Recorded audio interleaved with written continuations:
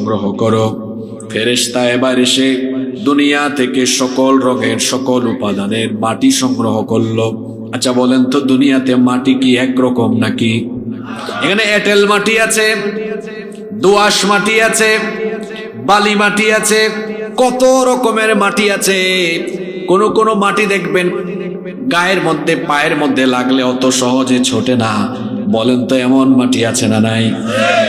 ফেরেশতা এসে সকল উপাদানের মাটি সংগ্রহ করলো। সকল উপাদানের মাটি এবার মিশ্রণ ঘটানো হলো।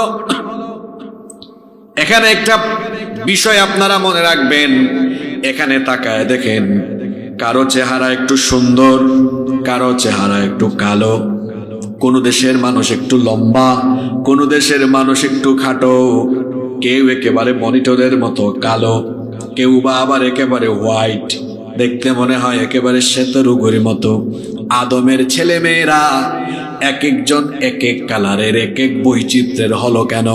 কারণ আল্লাহ তাআলা আদমকে সৃষ্টির সময় দুনিয়ার সকল রং এবং উপাদানের মাটির মিশ্রণ ঘটিয়ে আদম আলাইহিস সালামকে বানিয়েছেন।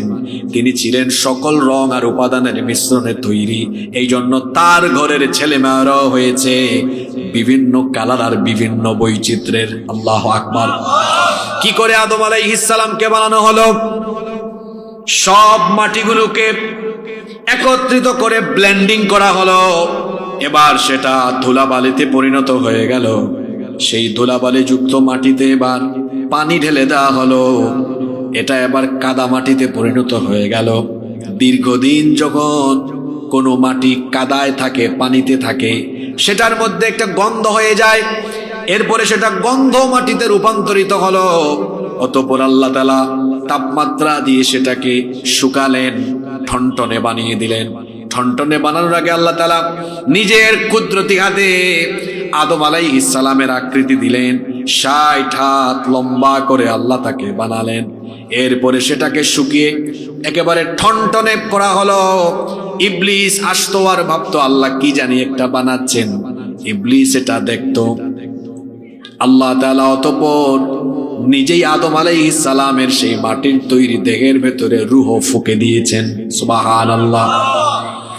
রূহ যখন তার ভেতরে ফুঁকে দেওয়া হয়েছিল, তখন তিনি একটা হাঁচি দিয়েছিলেন। হাঁচি দেওয়া মাত্রই তিনি বলেছিলেন আলহামদুলিল্লাহ। এজন্য আদমের ছেলেরাও হাঁচি দিলে বলে আলহামদুলিল্লাহ। কেন হাঁচি দিলে আপনারা আলহামদুলিল্লাহ বলেন কেন? আলহামদুলিল্লাহ অর্থ তো আপনারা সবাই জানেন। আলহামদুলিল্লাহ বলে আমরা